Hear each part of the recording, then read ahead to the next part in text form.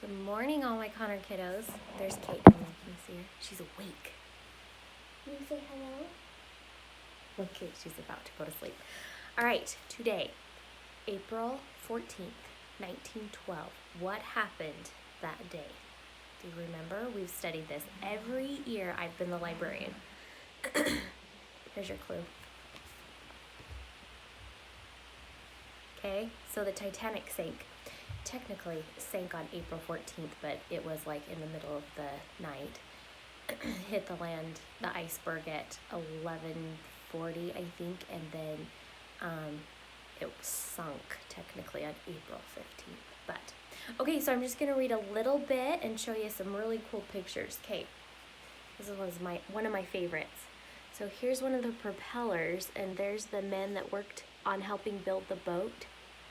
Look how huge it is. Remember, it was the size of 3 football fields, the length. Okay, in 1912, the only way to cross the Atlantic was by ship. The trip took nearly 6 days. Shipping companies tried to outdo one another. Each new ocean liner was the fastest, the biggest, or the best in some way. The Titanic was named after the Titans, giants from Greek myths. Brand new in 1912, it was the largest ship ever built. Just one of its propellers was 4 times taller than a man and heavier than 5 elephants. The wing propellers were 23 feet across and weighed about 38 tons each. So look at that picture. Huge, huge, huge. The Titanic wasn't just the biggest. It had the best of everything. It had fancy restaurants and cafes, 2 libraries, a gymnasium, okay, like where people worked out, a swimming pool, and one suite would cost $4,500 for a one-way ticket. Back then, a person could buy 4 houses with that amount of money. So there's the swimming pool. And here's another book I have. It shows another picture. Isn't that cool? So it's about 6 feet deep. But that was really big to have a swimming pool on a ocean liner. That was like huge. Then here's another picture of, I think that's a 3rd class cabin. Not all passengers were so rich. Some were very, very poor. They were coming to the United States to find a better life. These passengers paid $36.25 for a bed in a 3rd class cabin. So that is the 3rd class cabin. You had to go to the bathroom right in front of everybody. I don't know how I felt about that. So, $36 back then, that's a lot of money for if you were buying a ticket for every single person in your family to come across. That's a lot. So I wanted to show you right here the immigrants that came across. Immigrants were typically dropped off at Ellis Island in New York Harbor. This was a processing center near the Statue of Liberty. And at Ellis Island, immigrants were asked questions to determine whether they met the requirements to come into the United States. But they had already suffered so much that Titanic immigrants were allowed to leave the ship without going through the processing center. They just went straight into the United States. So when Mr. Eddie and I went to New York this summer, we drove past this big arch and it was all rusty and I could kind of see some writing on it. And I asked the person that was taking us on the tour what that was, and they're like, this is where the Titanic was supposed to dock. And I have a picture of it on my phone, which I'm recording, so that won't work. Maybe I'll link it in the bottom. And it says Cunard and White lines. And what was the coolest thing about this is those 2 companies were in competition. So the White Star Lines and the Cunard Star Lines did not like each other because they're competing for people to ride on their ships across the ocean. But what happened the night of the Titanic sinking, which was a White Star ship, the Carpathia came and saved all the people from the Titanic. Well, not all the people. I think 700 people were saved. And so that was the Cunard ship. So the Cunard ship came and docked in the White Star Lines, and eventually their company merged together and to try to save save them from becoming bankrupt, because the Titanic, remember, cost so much money to build, to make it so fancy and beautiful, and then it just crashed.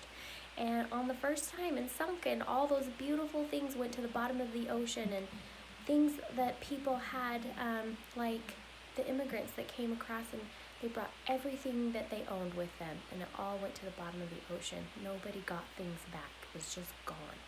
But that makes you realize that things are not always that important. It's usually the people that you're with that are the most important. So I wanted to show you a picture of this little girl. Her name is Eva Hart. She just passed away not that long ago, but she was 7 years old when the Titanic sank.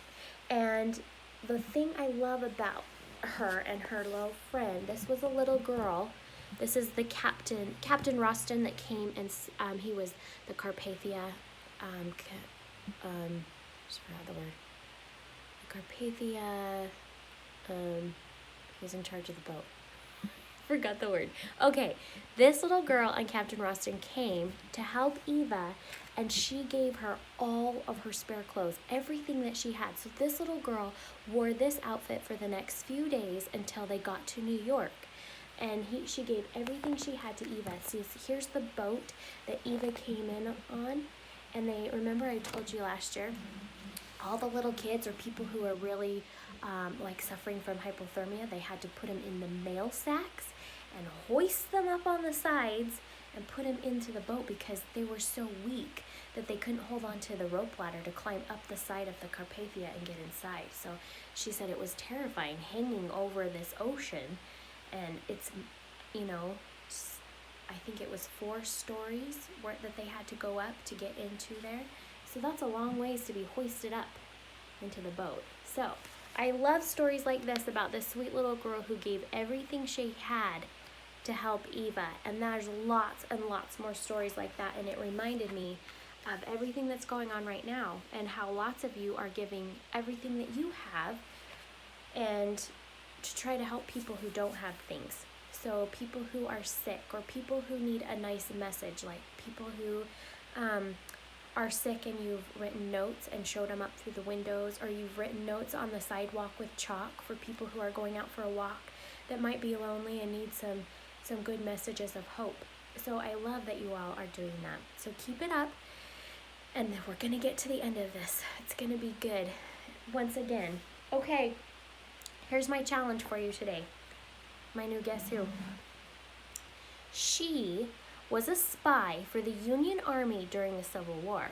She was a former slave who helped others escape to freedom through the Underground Railroad. She was a nurse who saved soldiers' lives during the Civil War. I know you already know who it is, but the first person who tells me who it is, I will bring a treat to your doorstep of whatever you wish. I want to bake something today, so give me something good to bake for you guys. And don't forget to check out this website that has all of our books. So it's kind of like our online book fair. Check it out, 50% off of all the books on there. I found Max Crumbly, all of the brand new book series of like Dog Man and Diary of a Wimpy Kid, and all the new ones, and they're way cheap. So I will be getting any ones that we don't have for our library put in there. So then when you come back to school, we'll have all these brand new books that you haven't read yet. So, all right, you guys stay safe and well, and I will talk to you tomorrow. Bye-bye.